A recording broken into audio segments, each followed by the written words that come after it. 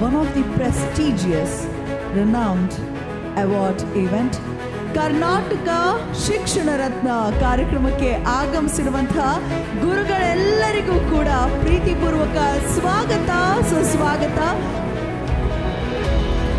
Sharath Gore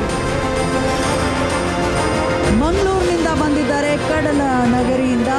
he is the best physics teacher category ಅಡಿಯಲ್ಲಿ ಕರ್ನಾಟಕ ಶಿಕ್ಷಣ ರತ್ನ ಪ್ರಶಸ್ತಿ ನೀಡಿ ಗೌರವಿಸಲಾಗ್ತಿದೆ.